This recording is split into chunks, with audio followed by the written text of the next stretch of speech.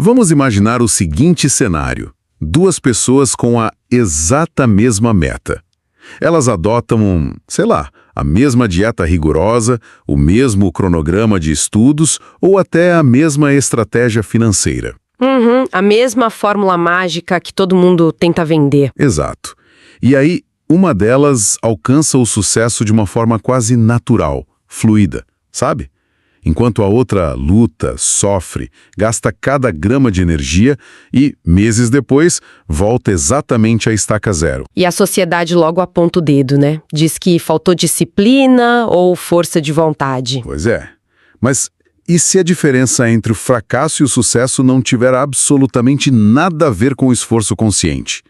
E se existir, um obstáculo físico e invisível dentro do cérebro, sabotando tudo em silêncio? Essa é uma das verdades mais desconfortáveis sobre o comportamento humano.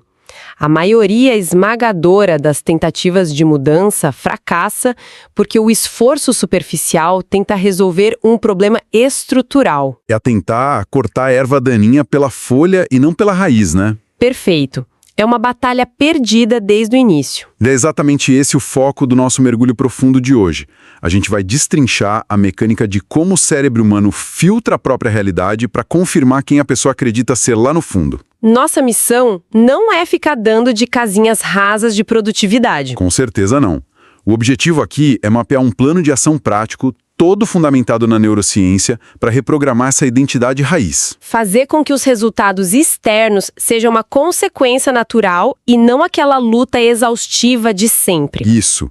E, olha, a grande pista sobre o porquê de um esforço superficial falhar veio de um lugar muito improvável. Não veio da psiquiatria, mas de um consultório médico em Nova York na década de 1960. A história do Dr. Maxwell Maltz.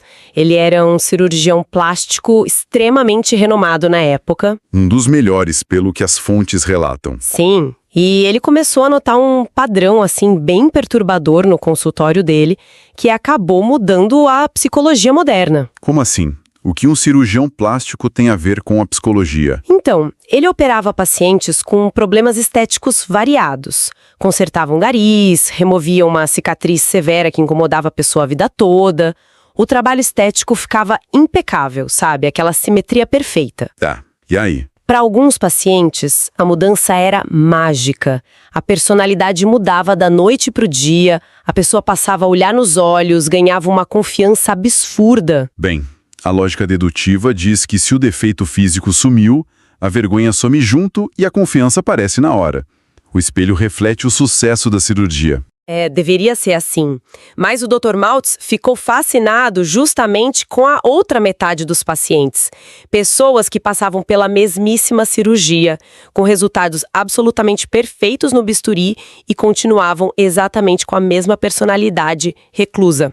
Caramba. Continuavam tímidas, muito inseguras, andando de cabeça baixa. Alguns chegavam a voltar ao consultório chorando, em desespero, afirmando que a cirurgia tinha dado errado. Sério? Mesmo com o espelho provando o contrário? Mesmo com o espelho mostrando o resultado perfeito. Nossa. Tem aquele caso histórico que me deixou muito chocado quando eu li nas anotações do homem que vivia completamente trancado em casa. Ah, esse caso é clássico. Esse homem largava emprego atrás de emprego e se isolava do mundo porque tinha a certeza absoluta de que o nariz e as orelhas dele eram deformidades monstruosas. Ele achava que todo mundo na rua apontava e ria dele, né? Ele acreditava fiamente nisso. Mas quando o cirurgião examinou o rosto desse homem, o nariz era um traço romano clássico, perfeitamente normal. E as orelhas não tinham nada de excepcional. Ninguém estava rindo dele na rua. Exato. A deformidade não estava no rosto, estava na percepção. E foi aí que o Dr. Maltz cunhou um conceito vital. Ele percebeu que existem duas imagens. A imagem do espelho físico? Isso, e a imagem interior, que é quem a pessoa realmente acredita ser. A revelação assustadora é que a imagem interior é a única que dita as regras da vida de alguém. Faz todo sentido. E se estabelece o que a gente pode chamar de um teto invisível, ou um set point. É um termo excelente. É como o termostato de um ar-condicionado. Se a temperatura da sala sobe, o motor liga e puxa o frio de volta para o número que foi programado. É um piloto automático que sabota qualquer progresso que não combine com a identidade interna. Então, se alguém perde 30 quilos, mas a autoimagem profunda dessa pessoa continua sendo a de alguém obeso, esse termostato invisível vai orquestrar uma forma de recuperar cada grama perdida. O mesmo vale para o quanto de dinheiro se ganha ou até para o nível de felicidade nos relacionamentos. A mente humana não suporta dissonância cognitiva entre o mundo exterior e a crença interior. Se tiver conflito, ela puxa para o padrão de conforto. Sempre, sem exceção. Tentar mudar só na base da disciplina rígida, ignorando essa imagem interna, é declarar guerra contra a própria biologia. O que nos leva à pergunta central dessa nossa conversa. Se a imagem não muda no espelho físico, o que está acontecendo fisicamente no cérebro para bloquear a pessoa de enxergar a nova realidade? Bom, a resposta neurobiológica está num feixe de nervos na base do cérebro chamado Sistema de Ativação Reticular. O famoso SAR. O famoso SAR. E para entender o poder dessa estrutura, a gente precisa olhar para os números da neurociência. O cérebro humano recebe uma quantidade esmagadora de informações do ambiente a cada instante. Quantas informações, mais ou menos? Estamos falando de cerca de 11 milhões de bits de dados por segundo. Luzes, sons, cheiros, conversas paralelas, oportunidades de negócio piscando numa tela. Uau! 11 milhões de bits por segundo é um dilúvio de dados. O cérebro iria entrar em curto-circuito imediato se tentasse processar tudo isso conscientemente. Iria derreter, com certeza. E é por isso que o sistema de ativação reticular atua como o porteiro mais rigoroso do mundo. Ele corta esses 11 milhões para cerca de 40 ou 50 bits de informação que realmente chegam à consciência. Tá, mas qual é o critério que esse porteiro usa para decidir o que entra na consciência e o que é deletado? O critério é única e exclusivamente a autoimagem.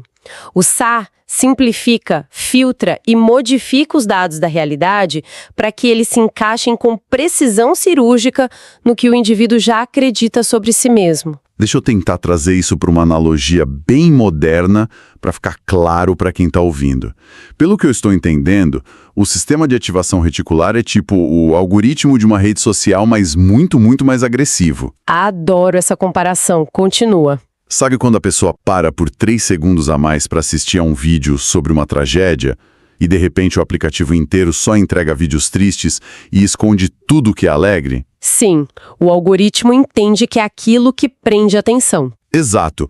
O algoritmo conclui tipo, é com isso que esse perfil se identifica, vou inundar a tela com isso. O cérebro faz a mesma coisa com a vida real, não é? Ele bloqueia os dados que não combinam com as curtidas da velha identidade. A analogia é simplesmente perfeita.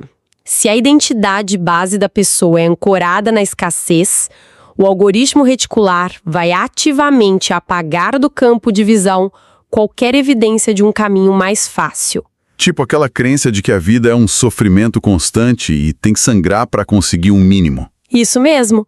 Uma oportunidade financeira brilhante pode estar num cartaz na frente dessa pessoa, um contato incrível pode tentar iniciar uma conversa e o cérebro simplesmente não registra aquilo como informação útil. A visão capta, mas a consciência não vê. O cérebro deleta a oportunidade da realidade consciente. Isso é genial, mas também assusta muito. Demais. Tá, mas entendendo que existe esse algoritmo operando nos bastidores, a pergunta inevitável surge. Quem programou esse porteiro implacável? Aí a gente tem que investigar na neurobiologia do desenvolvimento infantil. Lá vem bomba. Pois é, aproximadamente 99% das crenças centrais de um adulto, sejam elas limitantes ou fortalecedoras, foram cravadas no subconsciente no período entre o nascimento e os 7 anos de idade. Espera aí. Você está me dizendo que 99% de quem nós acreditamos ser foi definido antes sequer de aprendermos a escrever o próprio nome direito? Exatamente isso. E o motivo é puramente biológico. Durante esses primeiros 7 anos, o córtex pré-frontal da criança ainda não está plenamente desenvolvido. Que é a parte lógica, racional e crítica, certo? Isso. Por causa disso, o cérebro infantil opera predominantemente numa frequência cerebral chamada de ondas θ. Para colocar em perspectiva clínica, ondas θ representam um estado de hipnose natural profunda. A criança não tem um filtro para questionar o que ouve. Então, quando os pais discutem sobre dinheiro na mesa de jantar, dizendo que dinheiro é a raiz de todo mal, Quando um professor diz que a criança não tem jeito para matemática. a criança não consegue pensar tipo, isso é só a opinião frustrada de um adulto. Ela não tem um equipamento biológico para fazer essa distinção. Tudo entra direto no subconsciente como um fato imutável da realidade. É um download direto, sabe? É uma esponja, né? Absorve tudo. Absorve a escassez, a ansiedade corporal, os medos em relação ao amor, tudo sem filtro nenhum. Então, de forma bem crua, as grandes e mais complexas decisões de carreira de um adulto de 40 anos estão sendo tomadas com base num software instalado por uma criança de 5 anos que estava assustada ou só replicando os traumas de outras pessoas. É um choque de realidade gigantesco, mas neurologicamente falando, sim. Bob Proctor, que foi um dos grandes estudiosos do comportamento humano, usava uma metáfora excepcional para ilustrar a força disso. Conta essa metáfora pra gente. Imagina um avião de grande porte decolando de Nova York, com o piloto automático configurado rigidamente para pousar no Havaí. Tá, Nova York pro Havaí. Se houver uma forte turbulência ou se o piloto agarrar o manche e desviar manualmente, o avião pode até sair do curso momentaneamente. Mas assim que os braços do piloto cansarem, o piloto automático vai recalcular e inevitavelmente corrigir a rota de volta para Havaí. Nossa, a programação de infância é esse piloto automático. Exato. Tentar mudar de vida apenas com aquela força de vontade do dia 1º de janeiro é segurar o manche à força. Logo o cansaço chega e o sistema retoma o controle. Tá, e a gente precisa mudar a rota desse avião urgentemente. Como é que se reprograma um GPS que foi instalado no cérebro décadas atrás? Qual é o atalho? O atalho é parar de tentar usar a lógica. A gente precisa se comunicar com o subconsciente usando a exata mesma linguagem que ele usou para criar programação na infância. Que seria o quê? Imagens vívidas atreladas a uma emoção profunda. A premissa central aqui é que a realidade não entrega o que a pessoa apenas deseja de forma intelectual. A realidade devolve o que a pessoa é. Entendi. E como altera esse núcleo de identidade? Através de um processo chamado de ensaio mental profundo ou simulação sensorial. Olha, aqui é preciso fazer o papel de advogado do diabo por um momento. Vá em frente. Para quem ouve e tem uma mente mais analítica, isso não corre o risco de soar meio como positividade tóxica ou pensamento mágico?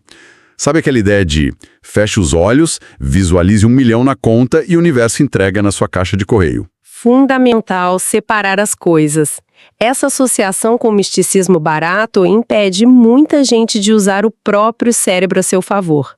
Existe uma diferença brutal entre repetir afirmações vazias da boca para fora na frente do espelho e induzir um ensaio mental onde ocorre a neuroplasticidade. Não é mágica, então? Não é mágica, estamos falando de mielina, de alterar a estrutura física do cérebro. Espera, alterar a estrutura física. Como assim? Quando uma pessoa fecha os olhos e cria uma simulação imersiva de uma nova realidade, sentindo o cheiro do ambiente, o peso das roupas, a emoção de fechar um grande contrato, os neurônios disparam na exata mesma sequência, como se ela estivesse executando a ação fisicamente. O cérebro não sabe a diferença entre o real e o imaginado. Ele não sabe.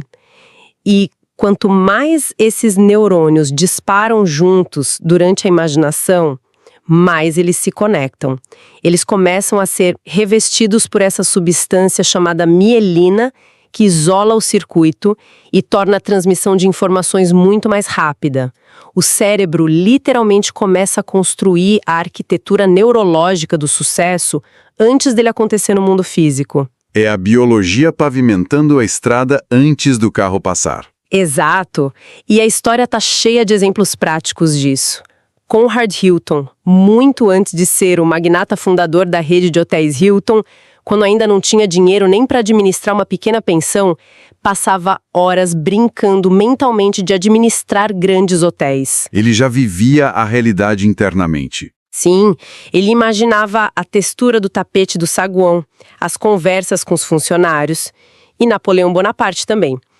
Antes de ir a campo, ele escreveu centenas de páginas de cálculos militares e cenários imaginários. Ele já tinha vencido as batalhas no cérebro antes de pisar na lama. Tem um caso clínico que eu considero fascinante sobre isso nas nossas fontes, o de Edward McGoldrick, que fundou o Departamento de Auxílio a Alcoólatras em Nova York nos anos 40. Ah, o trabalho dele era incrível. Ele não usava força bruta nem punição para curar os pacientes. A técnica principal era fazer com que eles fechassem os olhos e imaginassem em detalhes microscópicos uma rotina diária em que eram completamente abstêmios. Porque o cérebro deles precisava ter a experiência de ser a versão sóbria na simulação, antes de conseguir sustentar isso fisicamente contra as crises de abstinência. E olha, a ciência laboratorial recente corrobora isso de forma esmagadora. Teve um estudo famoso conduzido com jogadores de basquete. Como foi esse estudo? Dividiram estudantes em 3 grupos para avaliar a melhora nos lances livres. Um grupo treinou na quadra fisicamente, suando a camisa por semanas. O segundo grupo não fez absolutamente nada. E o terceiro? O terceiro grupo apenas sentou numa cadeira e imaginou os arremessos por 20 minutos diários, visualizando a bola saindo da mão e caindo perfeitamente na cesta. E o resultado foi surpreendente, não foi? Muito! O grupo que não fez nada não melhorou, óbvio. O grupo que treinou fisicamente na quadra melhorou seu aproveitamento em 24%. E o grupo que apenas sentou e imaginou os arremessos melhorou 23%. Um ponto percentual de diferença apenas imaginando. Só rodando software na mente. E tem um outro experimento ainda mais direto, envolvendo pura força bruta num dinamômetro, aquele aparelho de medir a força do aperto de mão. Esse eu achei bizarro. Um homem, em estado normal de vigília, registrou 45 quilos de força máxima, tremendo de tanto fazer esforço. Esse era o suposto limite físico-muscular dele, certo? O teto invisível. Aí, os pesquisadores colocaram esse mesmo homem sob profunda hipnose por alguns minutos e sugestionaram uma nova autoimagem naquele estado de ondas teta. Disseram que ele era incrivelmente forte, quebrando o filtro de limitação. E o que aconteceu quando ele acordou? Imediatamente, ele apertou o aparelho de novo e a força saltou de 45 para 57 quilos sem hesitar. E ele não ganhou 1 grama de massa muscular em 3 minutos de hipnose. O que aconteceu com o corpo dele? O bloqueio imposto pelo sistema de ativação reticular foi desativado. O potencial físico já estava lá o tempo todo, mas a antiga identidade fraca impedia que o cérebro enviasse os sinais neurais para recrutar todas as fibras musculares. Quando a autoimagem mudou no ensaio mental, a biologia obedeceu. Isso é estarrecedor. Tá, mas como a gente tira isso do laboratório e transforma num plano de ação tático? Como colocar isso na rotina na próxima segunda-feira de manhã? O processo exige intenção e repetição. O primeiro passo é quase um diagnóstico clínico, que é reconhecer o padrão atual sem nenhuma bagagem emocional ou julgamento. É colocar a realidade no papel. Qual é a faixa de renda que está travada? Qual é o padrão de relacionamentos? Como é o diálogo interno? Exato. Isso tira o teto do invisível e materializa a coisa. É mapear onde o piloto automático está levando o avião hoje. O segundo passo, que é crucial para não cair na armadilha da motivação barata, é desenhar o eu ideal, mas rejeitando violentamente qualquer meta genérica. Dizer para o cérebro, eu quero emagrecer, ou eu quero ser promovido, não tem impacto neurológico nenhum. O sistema de ativação reticular é um caçador de padrões precisos. Muito precisos. O desenho precisa ser microscópico. Qual é a rotina exata dessa versão idealizada? Como ela caminha? Como responde a um e-mail estressante? O cérebro precisa de detalhes sensoriais.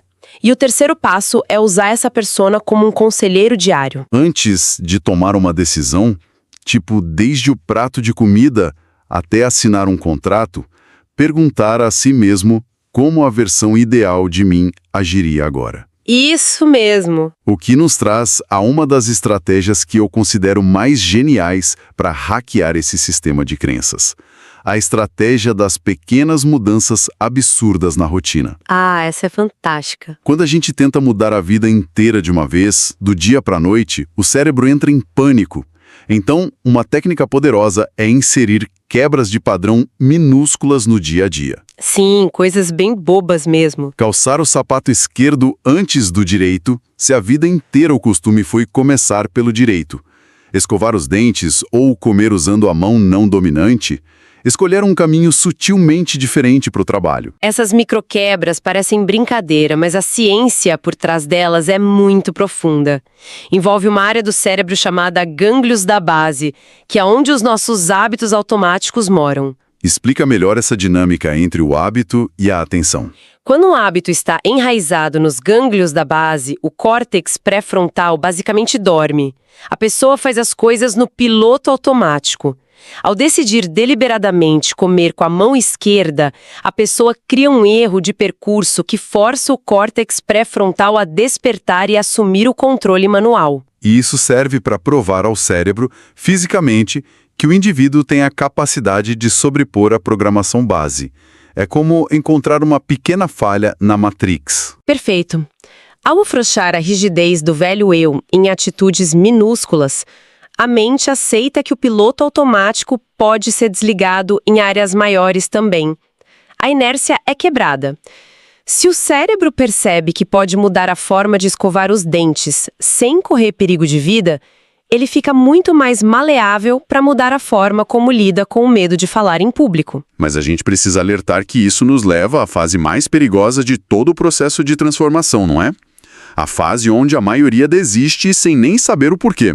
Assim, a fase da resistência biológica. Quando essas quebras de padrão começam a somar e a nova realidade começa a se materializar, a própria mente entra no modo de sobrevivência. A velha autoimagem percebe que está prestes a ser aniquilada e entra em pânico. É o festival da autossabotagem clássica. A pessoa alcança a meta financeira e subitamente contrai uma dívida inexplicável. O relacionamento está maravilhoso e a pessoa cria uma briga gigantesca do nada porque o sistema nervoso não sabe lidar com a calmaria. Não existe familiaridade com o sucesso. A defesa da autoimagem é agressiva. E o antídoto para isso é o consentimento com a nova realidade. Como funciona esse consentimento na prática? Quando o pico de ansiedade bater, quando a síndrome do impostor gritar dizendo que você não pertence àquela mesa, a pior coisa é lutar contra o sentimento. A instrução é sentar o desconforto, respirar e consentir. Dizer silenciosamente, olha, eu compreendo que isso é estranho para o meu corpo agora, mas eu mereço estar aqui. E essa é a minha nova frequência normal. É deixar a velha identidade espernear até cansar. E tem um detalhe final que as fontes apontam como vital, que é a regra do silêncio absoluto. Manter essas novas metas em completo sigilo. O silêncio é indispensável por 2 motivos. O primeiro é o ambiente externo. O círculo social imediato já tem a velha autoimagem mapeada na mente deles. Então, se alguém disser em voz alta, eu vou mudar de vida, o círculo social, de forma inconsciente, vai tentar puxar essa pessoa de volta para a caixa antiga, com piadas, duvidando da lógica ou só demonstrando indiferença. E o segundo motivo é a neurobiologia da dopamina. A armadilha de se sentir um vencedor antes da hora. Esse é o perigo oculto. Estudos mostram que o ato de contar em detalhes um grande objetivo para alguém, recebendo elogios e incentivo, gera um pico enorme de dopamina. O cérebro primitivo recebe essa dopamina e tem uma falsa sensação de realização.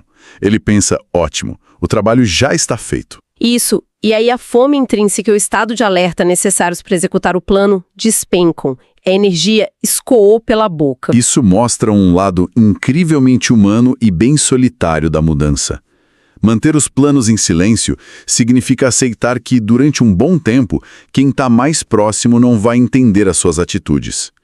A verdadeira reconstrução acontece no anonimato da própria mente, muito antes de ganhar o aplauso do mundo. O aplauso antecipado é inimigo da execução. Se a gente puder sintetizar tudo o que vimos aqui, a conclusão é que a maior montanha da existência humana não é construir um negócio ou perder peso. A dificuldade é ter a coragem de matar a velha e familiar versão de si mesmo para que uma nova possa existir. O sistema de ativação reticular é só um porteiro que a gente pode reprogramar. Mudança deixa de ser uma batalha externa e passa a ser uma renegociação persistente dentro da mente. E para fechar o nosso encontro de hoje, eu quero deixar uma reflexão final e provocativa para instigar ainda mais o nosso pensamento. Se a realidade que a gente experimenta não é um fato absoluto, mas só um espelho que reflete o que o nosso filtro reticular permite entrar na consciência, o que acontece com a ideia clássica de sorte ou azar? Essa é uma excelente pergunta para levar para casa. Pois é. Será que as grandes coincidências da vida de fato existem ao acaso? Ou será que o que a gente chama de um golpe monumental de sorte é apenas o exato microsegundo em que o cérebro de alguém finalmente decidiu abaixar a guarda e permitiu que uma grande oportunidade, que esteve ali flutuando no ambiente a vida inteira, pudesse finalmente ser enxergada pela primeira vez? Fica aqui o convite para quem nos acompanha. Na próxima vez que algo der muito certo ou muito errado, observe não apenas o cenário, mas quem estava olhando através dos seus olhos. Até o nosso próximo mergulho.